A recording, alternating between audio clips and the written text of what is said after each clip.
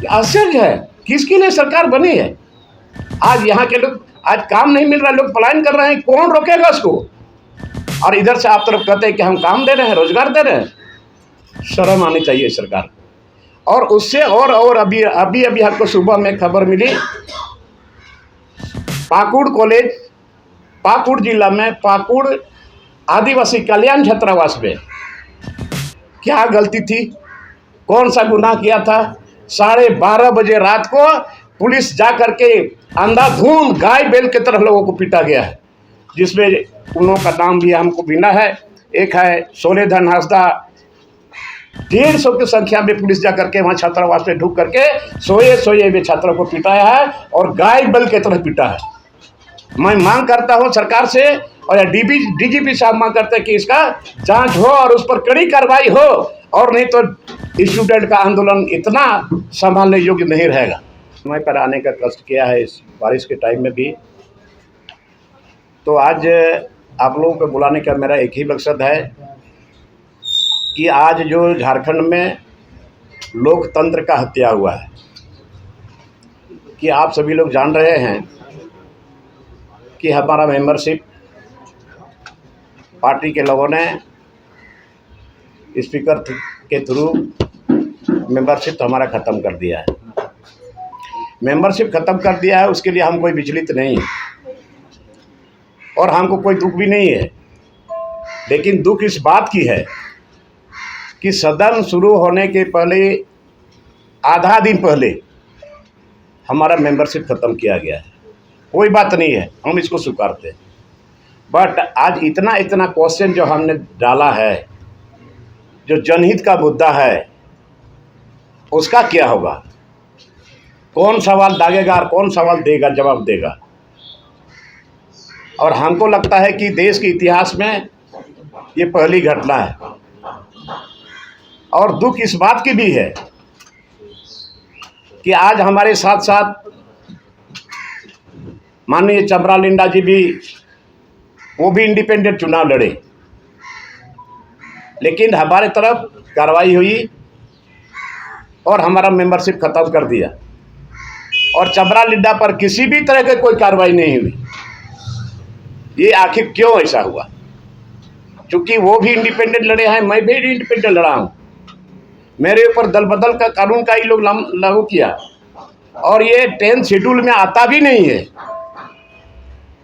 ये आश्चर्य की बात है। और चमरा लिंडा को एक भी नोटिस भी नहीं किया गया। नोटिस तो हमको भी नहीं किया गया। अगर बजाबता ठीक है, हमसे अगर कुछ गलती हुई है, पार्टी के अगेंस्ट में कुछ हमने काम किया है, तो पहले आप पार्टी की तरफ से हमको नोटिस भेजो और नोटिस का जवाब हम देते, और जवाब देने के बाद पार्टी के अंदर में सेंट्रल कमेटी में इसका डिसीजन होता है, उसमें माननीय गुरुजी जो हमारे पार्टी के सुप्रीम है उसका अनुमोदन होता, तब इसके बाद कुछ होता। लेकिन ये सब कुछ नहीं हुआ। और एक तरह से हम समझते हैं ये बिल्कुल दबाव में किया गया है, पार्टी के दबाव में किया गया है, स्पीकर को दबाव दिया गया है, और आनंद फानन में हमारा मेंबरशिप इन लोगों ने ख़त्म कर दिया है। दुख इस बात की है। तो भाई एक आदमी को फांसी दोगे, एक आदमी को एक जरा सा चुभन भी नहीं लगेगा, ये तो बहुत गलत बात है। और हम समझते थे कि आज तक जितने स्पीकर बने, सबसे कमजोर इम्पार्शियली नहीं है। अगर इम्पार्शियली होता तो ऐसा कदम नहीं उठाता। चलिए उसको छोड़ दीजिए, कोई बात नहीं है। लेकिन मेरा सवाल जो है, जो जनहित का मुद्दा हमने उठाया है, हमने क्वेश्चन दिया है, उसका क्या होगा? और इसीलिए हमने माननीय हाई कोर्ट में अपील किया है, और हमको लगता है कि कम से कम सदन के अंदर में जाने का मौका हमको निश्चित तौर पर मिलेगा, जो कि जनहित का मुद्दा हमने उठाया है। आज ऐसा मुद्दा है जो आज यहाँ के लोगों के लिए जो अधिकार है वो भी उसको प्राप्त नहीं हो रहा है। और आज यहाँ पर CNT एक्ट, SPT एक्ट, आस्था नीति, नियोजन नीति, पैसा एक्ट, गैर सरकार संकल्प में हमने डाला है। पहले बार माननीय मंत्री उरांव साहब, उन्होंने जवाब दिया था कि आपका सवाल बहुत ही जर्मिन है, और हम भी आदिवासी मंत्री हैं, हमको भी लगता है सही में आपका जवाब बिल्कुल सही है, और इसीलिए ये इसको हम 30-40 दिन के अंदर में इसको हम लागू करेंगे। प्रोसीडिंग में है अभी भी। मैं चैलेंज के साथ कहता हूँ कि आज पीपीएस एक्ट लागू नहीं हुआ, जिसके चलते आज यहाँ का लोगों का ज़मीन और लोगों का जो अपना गांव का जो अधिकार है, पंचायती गांव का जो अपना पारंपरिक व्यवस्था है, वो ख़त्म हो गया है। तो दुख इस बात की है। और उसके साथ साथ ये आज कहीं कहीं हल्का फुल्का बारिश हो रही है, बहुत कम जगह रोपा हुआ है, और आज यहाँ से किसान लोग, गरीब लोग पलायन कर रहे हैं, और ये सरकार आराम से कान में तेल डालकर के सोई हुई है। आज इतने लोग पलायन कर रहे हैं, कौन है इसका जिम्मेवार? और एक तरफ से सरकार करती है कि एक मैंने 100 दिन का काम उसको देंगे। गांव का गांव खाली हो रहा है, कहीं खेती नहीं हुआ, अगर कहीं हुआ भी है, खेत में धान रोपाई भी हुआ है, वो सूखा पड़ा हुआ है, लेकिन सरकार अभी तक सोई हुई है। ये आश्चर्य है, किसके लिए सरकार बनी है? आज यहाँ के लोग, आज काम नहीं मिल रहा, लोग पलायन कर रहे हैं, कौन रोकेगा उसको? और इधर से आप तरफ कहते हैं कि हम काम दे रहे हैं, रोजगार दे रहे हैं। शर्म आनी चाहिए सरकार। और उससे और अभी आपको सुबह में खबर मिली,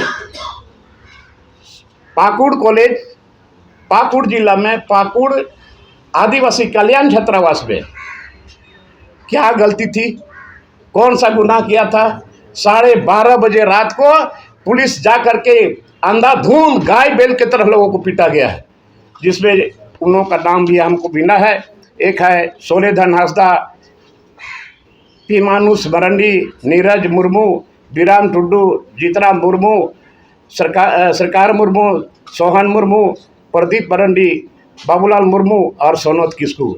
ये सारे लोग अभी हॉस्पिटल में एडमिट हैं।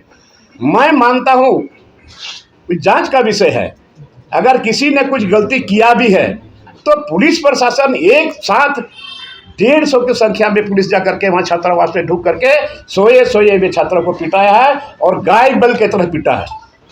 मैं मांग करता हूँ सरकार से, और डीजीपी साहब मांग करते हैं कि इसका जांच हो और उस पर कड़ी कार्रवाई हो, और नहीं तो स्टूडेंट का आंदोलन इतना संभालने योग्य नहीं रहेगा।